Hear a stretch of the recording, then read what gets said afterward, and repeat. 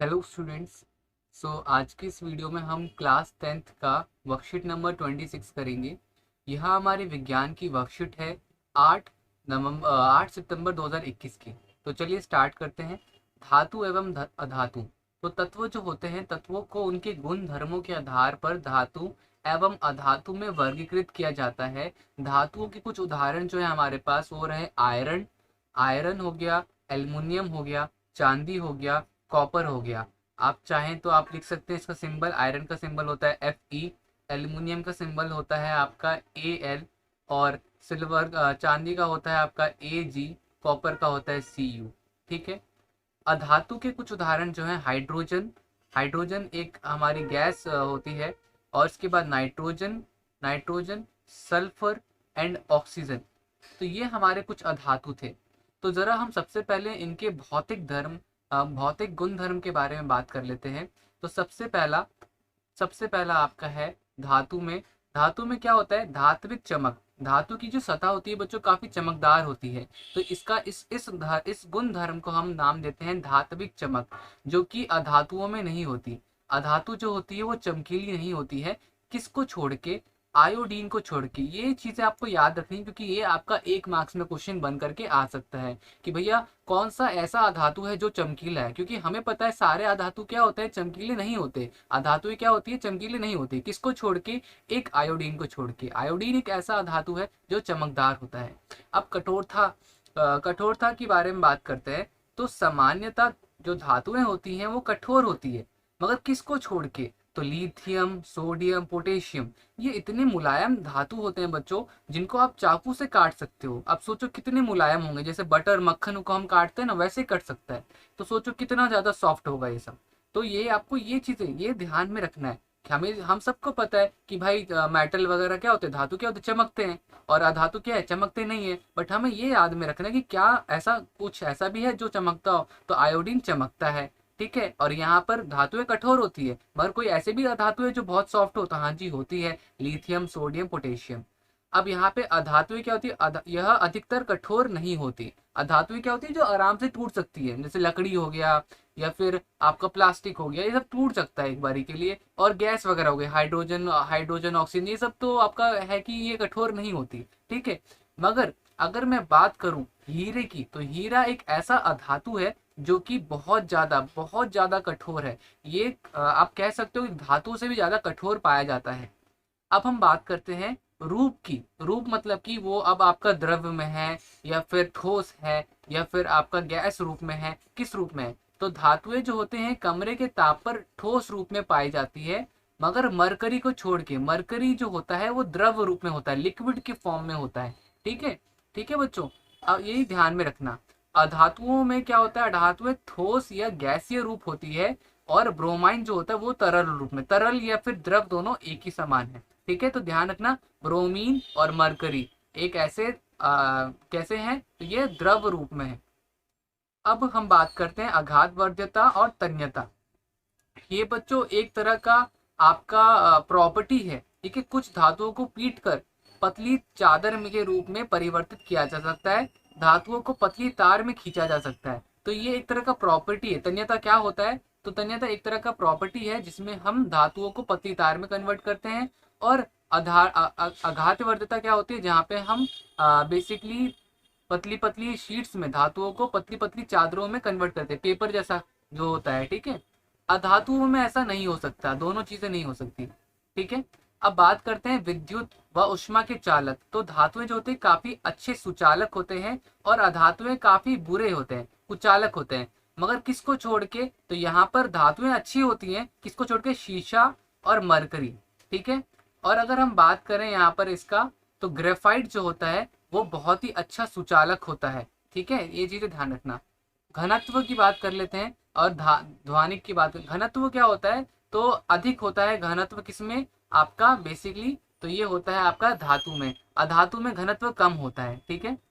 ध्वनिक ध्वनिक क्या है? तो ध्वनिक मतलब कि जो धातुएं होती है वो जब आपस में टकराती है तो काफी ज्यादा आवाज करती है, मगर अधातुएं आवाज नहीं करती हैं। आप सिंपल सा लकड़ी का टुकड़ा उतना ही ऊंचाई से फेंकिए जितना ऊंचाई से आप बर्तन फेंक रहे हैं, कोई लोहे का सामान फेंक रहे हैं, तो लोहे के सामान से बहुत तेज आवाज आएगी, जितनी आवाज उस लकड़ी के टुकड़े से नहीं आएगी। ठीक है बच्चों, आप चाहे तो ऐसा कर सकते हैं, सेम वजन का लकड़ी का टुकड़ा ले लेना और सेम वजन का बर्तन ले लेना लोहे का कोई सा भी, तो उनको आप फेंकोगे तो आपको पता चल जाएगा कितना ज्यादा फर्क होता है। तो ये चीज हमारी हो गई। अब हम रासायनिक गुणधर्म के बारे में बात करेंगे। रासायनिक मतलब होता है केमिकल, तो हम अब कुछ केमिकल प्रॉपर्टीज के बारे में बात करने जा रहे हैं। तो अब हम करेंगे यहाँ पर सबसे पहला वायु के साथ अभिक्रिया। तो अगर कोई धातु वायु के साथ अभिक्रिया करेगी तो क्या होगा, तो धातु और ऑक्सीजन आपस में धातु ऑक्साइड बनाते हैं, जैसे copper oxygen copper oxide, aluminium oxygen aluminium oxide. ठीक है बच्चों, मगर ना सोडियम और पोटेशियम इनको वायु में आकस्मिक आग पकड़ लेते हैं। मतलब कि ना ये अगर वायु में, इनको अगर हम हवा में या वायु में क्या कहते हैं अभिक्रिया करवाएंगे तो वो ये आग पकड़ लेते हैं, इनमें आग लग जाती है। तो इसलिए हम इसको रोकने के लिए क्या करते हैं, इनको ना केरोसिन ऑयल में डुबोकर रखते हैं। ठीक है, मैग्नीशियम एल्युमिनियम जिंक और पीबी वायु के साथ धीरे धीरे अभिक्रिया करते हैं, ये सब वायु के साथ धीरे धीरे अभिक्रिया करते हैं और आपका धातु ऑक्साइड बनाते हैं। ठीक है, ठीक है बच्चों। आयरन वायु से गर्म करने पर प्रज्वलित नहीं होता, आयरन नहीं होता। ठीक है, और इसके बाद कॉपर भी प्रज्वलित नहीं होता, कॉपर से भी कुछ नहीं होता। चांदी और सोना का भी ऑक्सीजन के साथ कोई अभिक्रिया नहीं होता, जिस वजह से ये क्या है, बहुत महंगे भी होते हैं।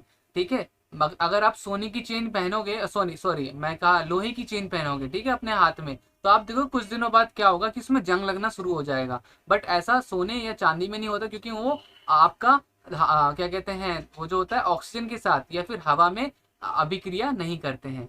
अब हम दूसरी बात करते हैं। अब हमने वायु का तो पढ़ लिया कि किसी वायु को अगर हम धातु के साथ, मतलब कि ऑक्सीजन के साथ, धातु और ऑक्सीजन आपस में रिएक्ट करवाएंगे तो धातु ऑक्साइड बनते हैं। अगर किसी धातु को जल में हम अभिक्रिया करवाएं तो क्या होगा, तो वो धातु ऑक्साइड और हाइड्रोजन बनेगा। और कभी कभार तो धातु ऑक्साइड भी आगे जाकर के और अभिक्रिया करता है जल से और धातु हाइड्रोक्साइड बनाता है। अब हम बात करेंगे कि किस तरीके का पानी से अभिक्रिया करता है। तो देखो, डिपेंड करता है कि वो एलिमेंट जो है, वो जो तत्व है वो कैसा है। अब जैसे सोडियम पोटेशियम जो है, ये बच्चों ऐसे आपके क्रियाशील तत्व हैं जो कि ठंडे जल में क्रिया कर लेते हैं। ठंडे जल में बहुत ठंडे पानी में इनका क्या कहते हैं अभिक्रिया हो जाती है। और कुछ को गर्म पानी चाहिए होता है। अब जैसे मैग्नीशियम जो है, मैग्नीशियम को अभिक्रिया करने के लिए वो जो रिएक्शन है वो करने के लिए गर्म पानी चाहिए होता है। फिर इसके बाद हम बात करें एल्युमिनियम, आयरन और जिंक, तो ये तीन तो ऐसे हैं जिनको अभिक्रिया करने के लिए सिर्फ भाप का पानी चाहिए होता है। ठीक है, और कुछ धातुएं हैं जैसे कि पीबी, सीयू, एयू, ये बेसिकली अभिक्रिया नहीं करते। और सीएमजी जो है ये बबल्स आपके उनमें आने लग जाते हैं। ठीक है, अब ये कुछ उदाहरण है, जरा उदाहरण देख लेते हैं। तो यहाँ पर हमारे पास सोडियम और वाटर दे रखा है, तो सोडियम हाइड्रोक्साइड वाटर बन गया, उष्मा बन गया। मैग्नीशियम और आपका क्या कहते हैं वाटर, मैग्नीशियम हाइड्रोक्साइड और H2 बन गया। एल्युमिनियम और H2 आपका एल्युमिनियम ऑक्साइड एंड आपका हाइड्रोजन बन गया। ठीक है, अब उभयधर्मी ऑक्साइड्स क्या होते हैं, तो उभय धातु ऑक्साइड जो अम्ल तथा क्षार दोनों में अभिक्रिया करते हैं तथा लवण और जल उत्पन्न करते हैं, तो उन्हें क्या कहते हैं, तो उन्हें हम उसमें उभय धर्मी ऑक्साइड्स कहते हैं। ठीक है, एग्जाम्पल में उदाहरण के लिए दे रखा है एल्युमिनियम ऑक्साइड और हाइड्रोक्लोरिक एसिड, तो क्या बन गया, तो हमारा एल्युमिनियम क्लोराइड और H2O बन गया। ठीक है बच्चों, तो ये हमारा हो गया बेसिकली। अब हम करेंगे ये प्रश्न अब हम करने जा रहे हैं, तो चलिए स्टार्ट करते हैं इन प्रश्नों को। हमारा पहला प्रश्न जो है वो है, ऐसी धातु का नाम बताइए जो कमरे के ताप पर द्रव होती है। तो देखिए बच्चों, यहाँ पर हमारा जो आंसर होगा वो क्या होगा, तो होगा पारा। फिर अध्यावर्तता और तन्य का अर्थ बताइए। तो अघातवर्तता का अर्थ है पीटकर उसका आकार बढ़ाना, जैसे लोहे को पीटकर चादरें बनाई जा सकती है। और तन्य का अर्थ होता है खींचकर तार बनाने जाने वाला गुण। ठीक है, अब इसके बाद हम तीसरे प्रश्न पे आते हैं। तो सोडियम एवं पोटेशियम को तेल के अंदर संग्रहित क्यों किया जाता है। तो यहाँ पर सोडियम और पोटेशियम दोनों अभिक्रियाशील धातुएं हैं जो वायु में उपस्थित आग पकड़ लेती है, इसलिए उनको तेल के अंदर संग्रहित किया जाता है। उभयधर्मी ऑक्साइड क्या होते हैं, और दो उदाहरण लिखिए। तो यहाँ पर ये देखो, वह धातुएं ऑक्साइड जो अम्ल और क्षार दोनों से अभिक्रिया करते हैं उन्हें और लवण और जल बनाते हैं उभयधर्मी ऑक्साइड्स कहलाते हैं। ठीक है, तो उदाहरण में जिंक ऑक्साइड और एल्युमिनियम ऑक्साइड हो जाएगा। ठीक है, तो गाइस यहाँ पर हमारा सारा का सारा पूरा का पूरा वीडियो कंप्लीट हो गया है। वीडियो आपको अच्छी लगी हो तो प्लीज़ वीडियो को लाइक ज़रूर कीजिए। ठीक है, चैनल को सब्सक्राइब कीजिए ताकि जब भी मैं न्यू वीडियो निकालूं आप सबके पास नोटिफिकेशन आ जाए। ठीक है, तो मिलते हैं अगली वीडियो में, तब तक के लिए bye bye and take care.